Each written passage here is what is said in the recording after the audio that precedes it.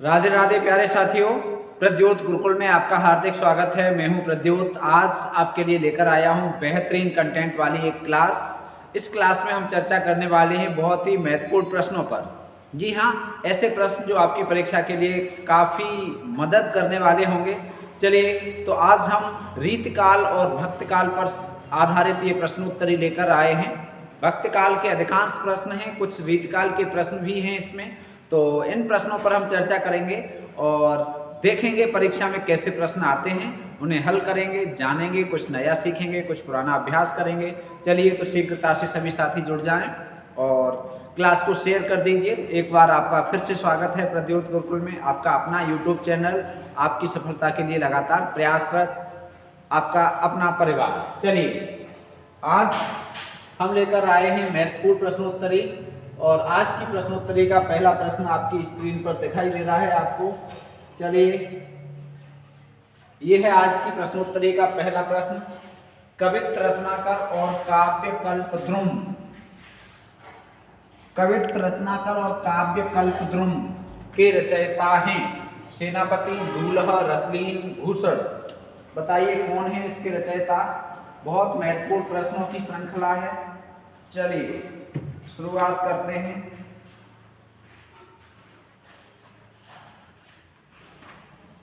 कवित्त रत्नाकर और काव्य कल्पद्रुम के रचनाकार कौन हैं? सेनापति, दूल्हा, रसलीन या भूषण। तो ये बहुत महत्वपूर्ण रचना है। कवित्त रत्नाकर परीक्षाओं में बार बार पूछी जाती है, बहुत बार पूछी गई है, सैकड़ों बार, हजारों बार पूछी गई है। ठीक है, तो कवित्त रत्नाकर और काव्य कल्पद्रुम, इन दोनों रचनाओं के रचनाकार जो हैं वो है सेनापति। ठीक है, कौन है? सेनापति की बहुत चर्चित रचना है, बहुत महत्वपूर्ण रचना है। तो ए विकल्प सही है, पहला प्रश्न। चलो, अगला देखते हैं दूसरा प्रश्न। एकदम शानदार प्रश्न है। सीता को प्रधानता देकर रचित ग्रंथ सीतायन के रचयिता कौन है? बताइए, सीता को प्रधानता देकर रचित ग्रंथ सीतायन के रचयिता कौन है? सीतायन के रचयिता पूछे जा रहे हैं कौन है? नाभादास है, मधुर प्रिया है, राम प्रिया सरल है या जानकी रसिक सरल है? बता दीजिए, ए बी सी डी कौन है?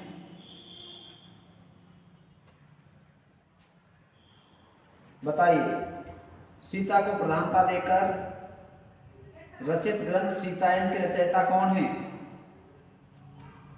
बताओ। नाभादास, मधुर प्रिया? नहीं, ये विकल्प सही है, सी विकल्प, राम प्रिया सरल। राम प्रिया सरल ने ग्रंथ लिखा है सीतायन, इसमें सीता को प्रधानता दी गई है। ठीक है, दूसरा प्रश्न हो गया। चलिए, अब देखते हैं तीसरा प्रश्न।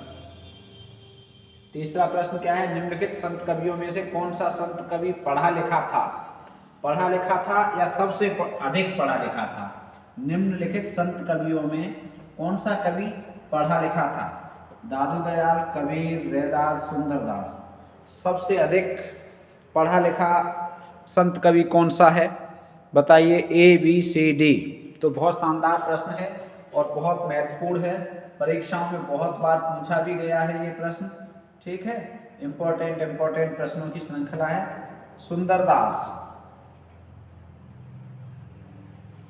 सुंदरदास ऐसे कवि हैं जो संत कवियों में सबसे अधिक पढ़े लिखे हैं। संत कवियों में सबसे अधिक कैसे हैं? पढ़े लिखे हैं। तो ये सुंदरदास इसका उत्तर सही होगा। ठीक है, चलिए, तीसरा प्रश्न हो गया। अब देखते हैं चौथा प्रश्न। चंडी चरित्र किसकी विशिष्ट साहित्यिक रचना है?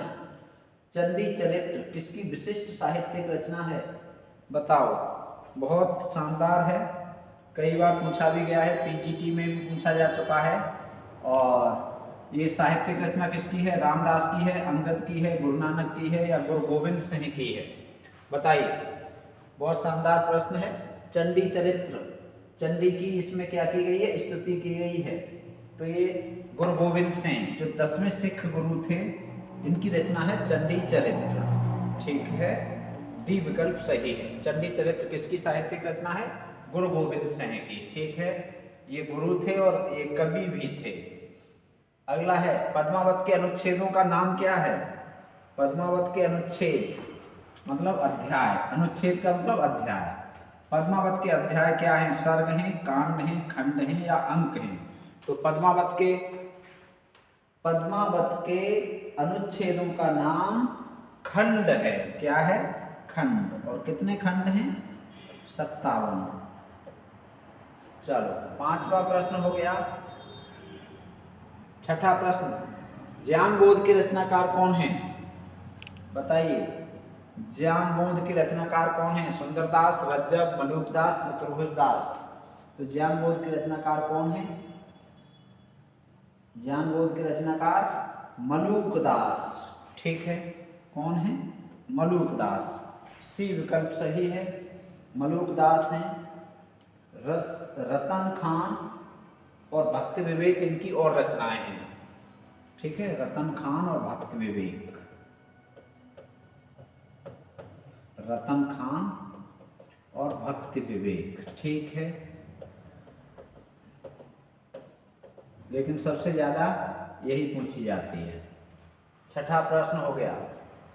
चलो भाई, अब देखो अगला 7वां प्रश्न, भक्तिकाल को हिंदी साहित्य का स्वर्ण युग किसने कहा? भक्तिकाल को हिंदी साहित्य का स्वर्ण युग किसने कहा?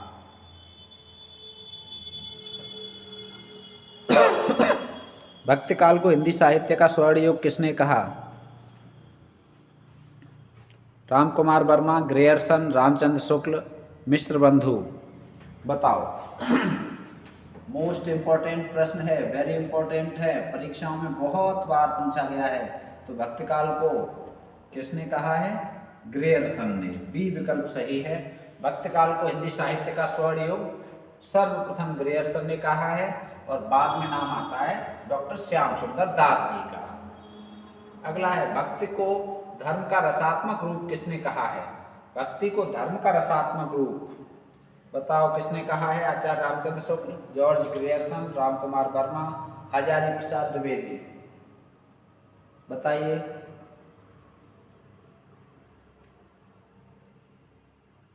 भक्ति को धर्म का रसात्मक रूप किसने कहा है? तो इसमें सही विकल्प हो जाएगा आचार्य रामचंद्र शुक्ल जी ने। ठीक है,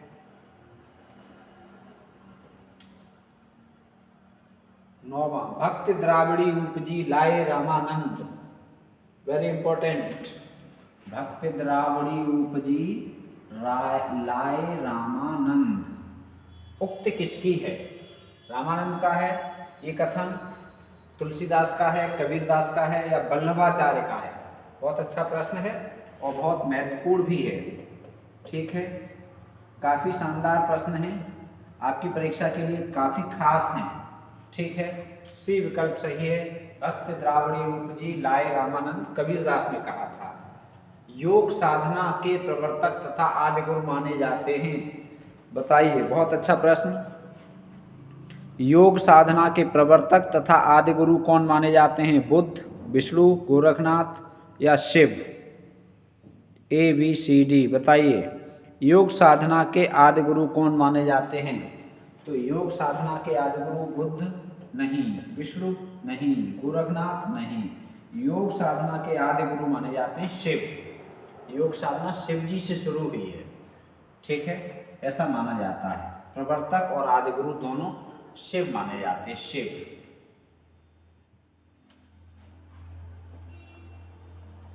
स्मार्त संप्रदाय के संस्थापक कौन हैं? बताओ, स्मार्त संप्रदाय के संस्थापक बताइए।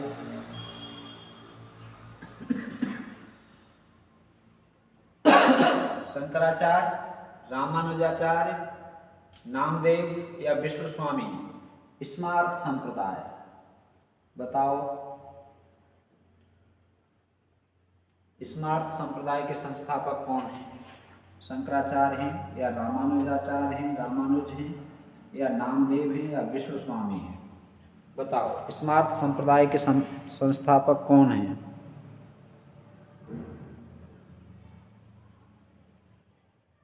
स्मार्त संप्रदाय के संस्थापक शंकराचार्य जी हैं। ठीक है, कौन है? शंकराचार्य। ठीक, स्मार्त संप्रदाय, ठीक, शंकराचार्य। अद्वैतवाद,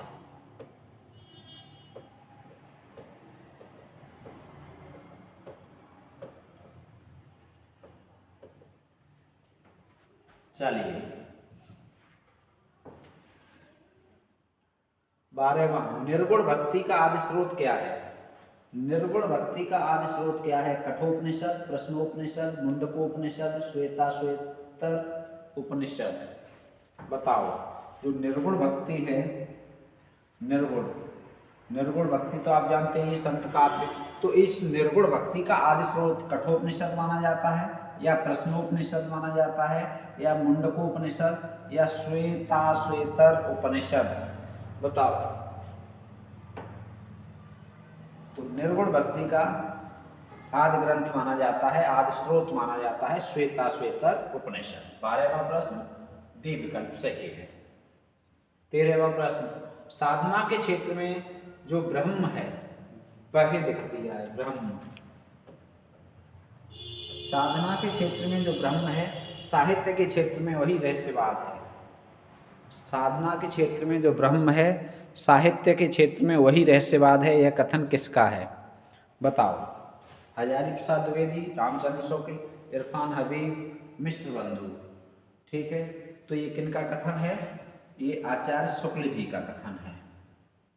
ठीक है, 13वां हो गया। 14वां, अद्वैतवाद के प्रवर्तक कौन हैं? अद्वैतवाद के प्रवर्तक कौन हैं? बताइए, अद्वैतवाद के प्रवर्तक कौन हैं? तो अद्वैतवाद के प्रवर्तक अभी हमने बताए थे, थोड़ी देर हुई है, शंकराचार्य। ठीक है, अद्वैतवाद के प्रवर्तक। ये बाद आपको तैयार करने चाहिए, एक से अधिक प्रश्न मिलेगा इन बाद से आपको हर हाल में, सभी बाद उनके प्रवर्तक। सूची 1 को सूची 2 से सुमेलित कीजिए। बताओ, श्री संप्रदाय, एक तरफ से चलो, तो श्री संप्रदाय किनका है? रामानुजाचार्य का है। ठीक है, श्री संप्रदाय रामानुजाचार्य। अब है दूसरा ब्रह्म संप्रदाय, तो ब्रह्म संप्रदाय मध्वाचार्य का है। चलिए, अब तीसरा क्या है? रुद्र संप्रदाय, तो रुद्र संप्रदाय किसका है? रुद्र संप्रदाय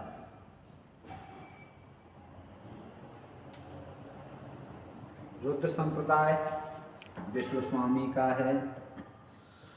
और सनकादिक संप्रदाय, सनकादिक संप्रदाय निम्बार्काचार्य का है। किनका है? निम्बार्काचार्य। और निम्बार्काचार्य यहाँ कहीं है नहीं, तो यहाँ होना चाहिए था निम्बार्क।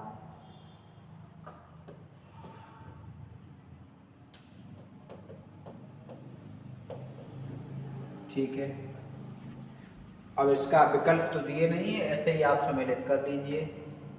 ठीक है, चलो 15वां प्रश्न हो गया, निम्बार्काचार्य का है। अगला है, राधा वल्लभ संप्रदाय के प्रवर्तक कौन है? वेरी इंपॉर्टेंट है भाई, बहुत पूछा जाता है। राधा वल्लभ संप्रदाय के प्रवर्तक कौन है? तो राधा वल्लभ संप्रदाय के प्रवर्तक स्वामी हित हरिवंश। कौन है? स्वामी हित हरिवंश। ये राधा वल्लभ संप्रदाय के प्रवर्तक हैं और बहुत पूछा गया है परीक्षाओं में ये।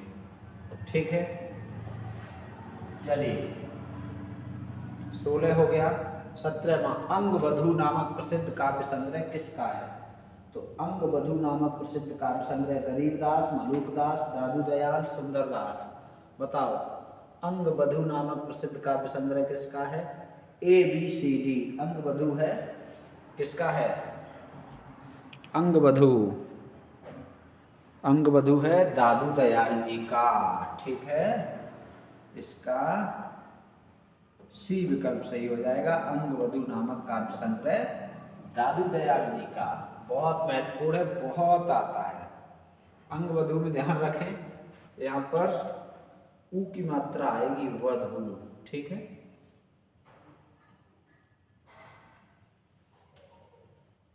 अब है डॉक्टर हजारी प्रसाद द्विवेदी के अनुसार सूफी प्रेमाख्यान परंपरा की प्रथम कृति कौन सी है? ईश्वरकृत सत्यवती कथा, असायतकृत हंसावली, मुल्ला दाऊद कृत चंदायन या कुतुबुनकृत मृगावती? बताओ। बहुत बढ़िया प्रश्न है, बहुत अच्छा प्रश्न है। पहली रचना कौन सी है? सूफी काव्य की पहली रचना कौन सी है?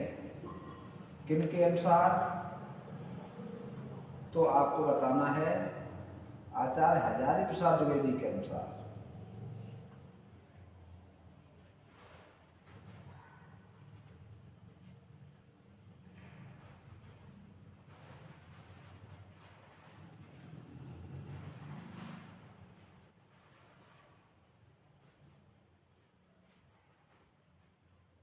बताओ, आचार्य प्रसाद द्विवेदी के अनुसार कौन सी है?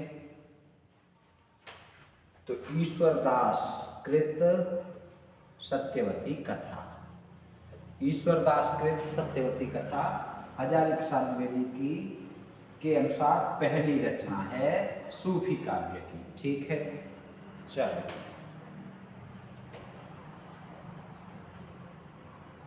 देखो, पद्मावत की भाषा है, इसमें थोड़े से विकल्प गलत हैं। इसमें पद्मावत की भाषा ठेठ अवधि है।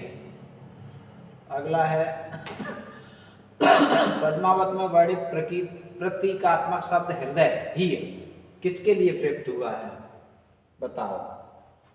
पद्मावत में हृदय काय का प्रतीक है? पद्मिनी का, सिंघलद्वीप का, नागमती का, रत्नसेन का? बहुत बढ़िया प्रश्न है, बताओ।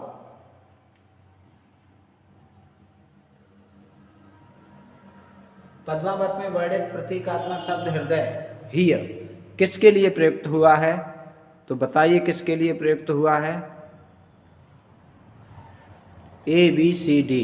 तो जो हृदय प्रयुक्त हुआ है, ये प्रयुक्त हुआ है, ये हुआ है सिंघलद्वीप के लिए। ठीक है, हृदय सिंघलद्वीप काय का प्रतीक है? हृदय का प्रतीक है। ठीक, चलो। 21वां, रस रतन के रचनाकार कौन है? रस रतन के रचनाकार कौन है? ये बहुत अच्छा प्रश्न। रस रतन के रचनाकार कौन है? बताइए, बताओ भाई बताओ, रस रतन के रचनाकार कौन है? बहुत अच्छा प्रश्न है।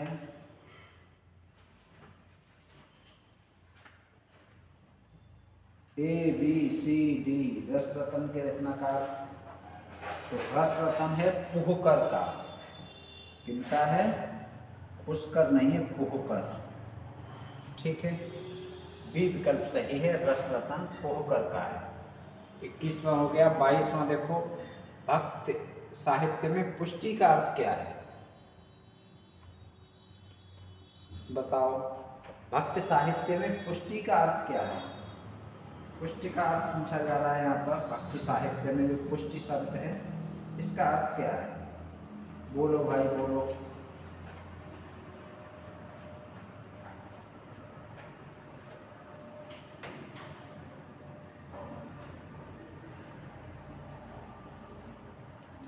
पुष्टि का अर्थ पोषण से है।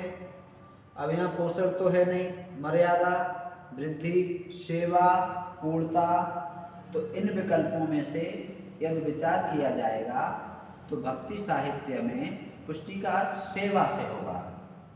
ठीक है, कैसे होगा? सेवा से, दिए गए विकल्पों में से। अगला देखो, सूची 1 को सूची 2 से सुमेलित कीजिए। विकल्प नहीं दिए हैं, ऐसे ही सुमेलित करो। विशिष्टाद्वैतवाद। विशिष्टाद्वैतवाद किनका है? तो विशिष्टाद्वैतवाद है रामानुजाचार्य जी का। किसका है? रामानुजाचार्य जी का। अब है द्वैतवाद। तो द्वैतवाद किनका है? मध्वाचार्य जी का। द्वैतवाद किनका है? मध्वाचार्य जी का। अब क्या है? शुद्धाद्वैत। तो शुद्धाद्वैत किनका है? शुद्धाद्वैत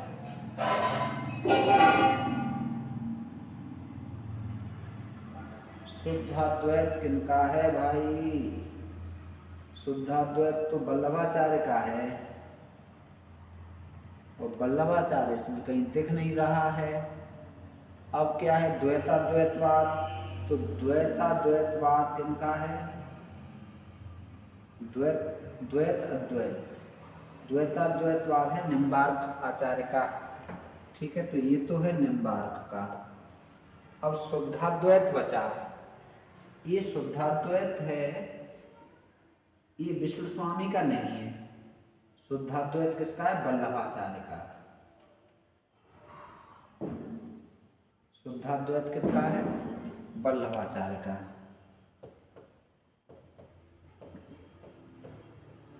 विकल्प यहाँ छूट गया है, हमने लिख दिया है, ऐसे आप मेल कर देंगे। ठीक है, 5 विकल्प मान लो नेट जैसे, इधर 4 उधर 5। ज्ञान समुद्र, ज्ञान समुद्र किसकी रचना है? रज्जबदास, सुंदरदास, जगजीवन साहब, यारी साहब, बताओ। ज्ञान समुद्र किसकी रचना है? रज्जबदास, सुंदरदास, जगजीवन साहब या यारी साहब? तो ज्ञान समुद्र सुंदरदास की रचना है, काफी प्रसिद्ध रचना है। ठीक है, 24वां प्रश्न बी विकल्प सही है। केलमाल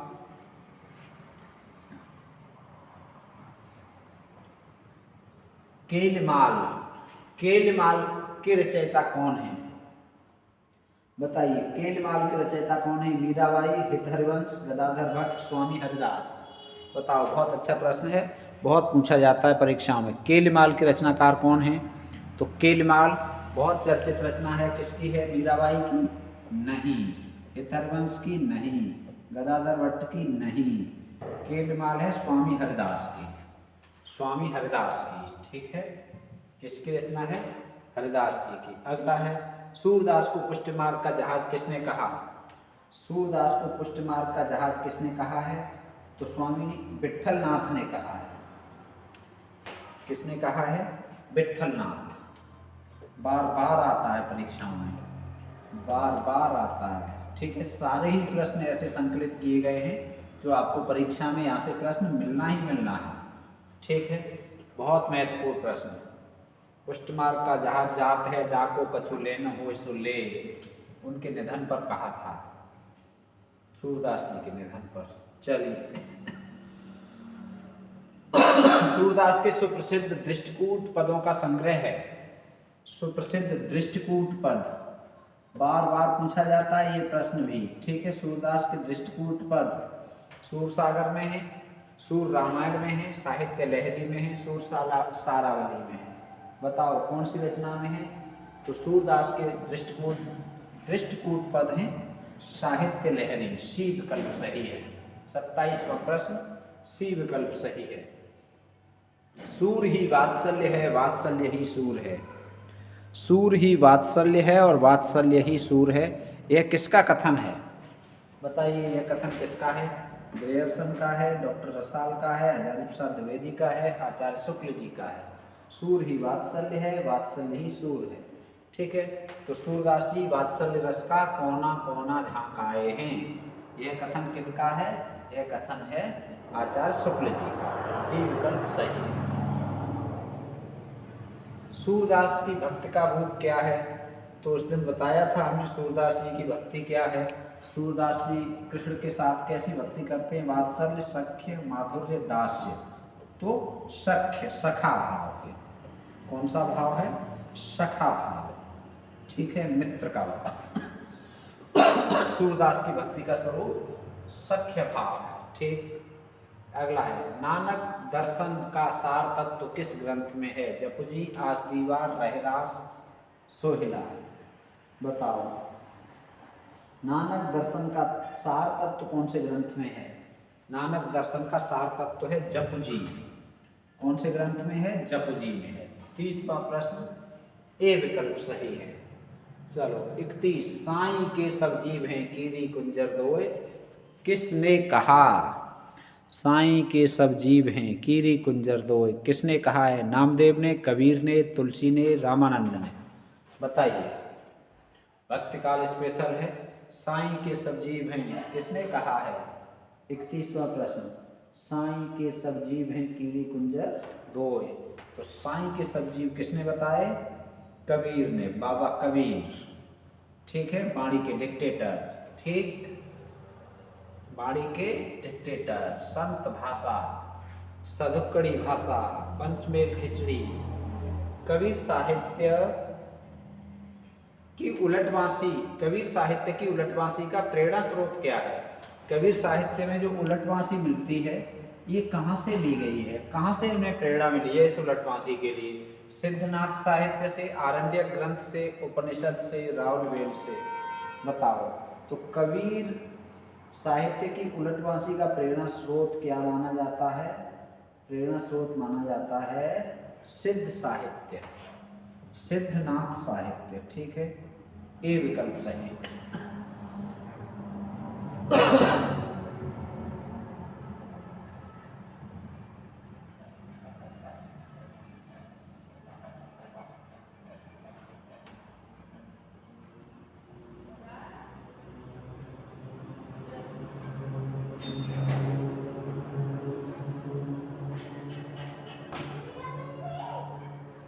चलिए अगला देखते हैं।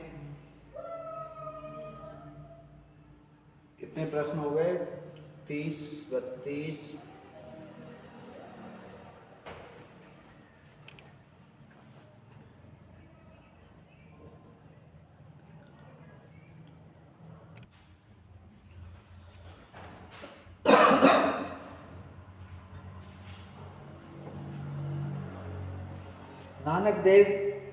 नानक देव जी के पदों को गुरु ग्रंथ साहिब के किस प्रकरण में संकलित किया गया है? प्रकरण पूछा गया है। नानक देव जी के पदों को गुरु ग्रंथ साहिब में किस प्रकरण में संकलित किया गया है? तो प्रकरण सोहिला महला जपजी शबद। तो ये महला में। ठीक है, बी विकल्प सही है इसका। चलिए अगला है, दादू की रचनाओं का संग्रह हरदेव बाड़ी नाम से किसने किया था? संग्रह बताइए। रज्जब और मलूक दास ने, संत दास और जगन्नाथ दास ने, यारी साहब और बुल्ला साहब ने, गरीब दास और मिस्कीन दास ने? तो दादू की रचनाओं का संकलन हरडे वाणी नाम से किया था संत दास और जगन्नाथ दास ने। बी विकल्प सही है, संत दास और जगन्नाथ दास ने। ठीक है, और रज्जब ने किस नाम से किया था? अंगबधू, अंगबधू नाम से। ठीक,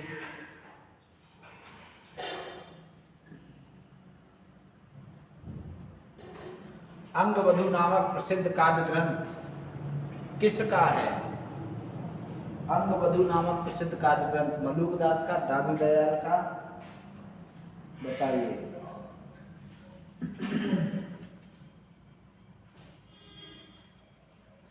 मिस्कीन दास का, गरीब दास का? तो अंगबधू नामक काव्य संग्रह किसका है? अंगबधू नामक काव्य संग्रह किसका है? मलूक दास, दादू दयाल, मिस्कीन दास, गरीब दास? अंगबधू। तो अंगबधू किनका है? मलूक दास का? नहीं। दादू दयाल का? हाँ। मिस्कीन दास और इनका? नहीं। दादू दयाल का है अंगबधू। ठीक है, अभी थोड़ी देर पहले बताया था। 35वां प्रश्न, बी विकल्प सही है। चलिए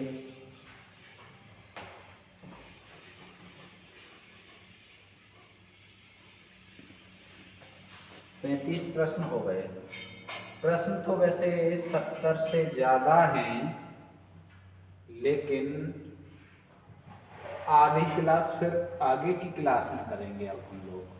चलो एक और कर लो, यहीं तक कर देंगे 36। ठीक है, 36 बाद में करेंगे। मुल्ला दाऊद कृत चंदायन निम्न में से किस लोक कथा पर आधारित है? चनैनी, लैला मजनू, यूसुफ जुलेखा, सीरी फरहाद। बहुत बढ़िया प्रश्न, एकदम शानदार प्रश्न है। बताइए मुल्ला दाऊद की जो रचना चंदायन है वो किस लोक कथा पर आधारित है? लोक कथा बतानी है आपको। कौन सी लोक कथा है जिस पर वो आधारित है? चनैनी, लैला मजनू, यूसुफ जुलेखा, सीरी फरहाद। बहुत अच्छी रचना है और बहुत अच्छा इसका क्या है, लोक कथा पर आधारित है। कौन सी लोक कथा है इनमें से, वो आपको बतानी है। बता दीजिए कौन सी लोक कथा पर आधारित है। ABCD, बहुत शानदार प्रश्न, ठीक है, वेरी इंपॉर्टेंट। ठीक, तो कौन सी कथा पर है? सीरी फरहाद नहीं, यूसुफ जुलेखा नहीं, लैला मजनू नहीं, चनैनी, हाँ, चनैनी लोक कथा पर आधारित है, चंदाई। मुल्ला दाऊद की रचना कौन सी लोक कथा पर आधारित है? चनैनी लोक कथा पर। ठीक है, चलिए तो आज, वैसे तो इसमें प्रश्न बहुत हैं, 70 से अधिक प्रश्न हैं, लगभग 72, बहुत प्रश्न हैं। चलिए आज समय का अभाव है तो हम अभी यहाँ फिलहाल 36 प्रश्न ही करे ले रहे हैं। ठीक है, 36 प्रश्न ही हम अभी हल करे ले रहे हैं। इसके आगे के प्रश्न हम अगली क्लास में लाएंगे। ठीक है, जुड़े रहिए, पढ़ते रहिए और क्लास को लाइक कीजिए। पहली बार आएँ तो चैनल को सब्सक्राइब कीजिए, दोस्तों को शेयर कीजिए। पढ़ते रहिए, पढ़ते रहिए, पढ़ते रहिए, बढ़ते रहिए, बढ़ते रहिए, बढ़ते रहिए, चमकते रहिए सूर्य की तरह। प्रद्योत गुरुकुल से जुड़कर सूर्य बनिए, प्रकाशित करने वाले बनिए। प्रद्योत का अर्थ क्या है? सूर्य। तो यहाँ सूर्य जैसा प्रकाश, सूर्य जैसा तेज, सूर्य जैसी तपन, सूर्य जैसी शक्ति प्राप्त कीजिए और जो मिलेगी अध्ययन से, शिक्षा से, उत्तम शिक्षा से। उत्तम शिक्षा वो भी निःशुल्क प्रद्योत गुरुकुल में आपको मिल रही है, तो इस निःशुल्क शिक्षा का लाभ लीजिए। कहा जाता है, कहावत में कहा जाता है, चलती गंगा में, बहती गंगा में हाथ धो लेना। तो बहती गंगा है, ज्ञान रूपी गंगा है जो यहाँ बह रही है। सूर्य रूपी प्रकाश, ज्ञान रूपी सूर्य यहाँ पर प्रकाशित हो रहा है प्रद्योत गुरुकुल में। तो आप सभी भी जुड़े रहिए, पढ़ते रहिए। आप सबका कल्याण हो, आपका भविष्य उज्जवल हो। मिलेंगे फिर से, स्वस्थ रहें, मस्त रहें और व्यस्त रहें। राधे राधे कहते रहें। जय हिंदी, जय भारत।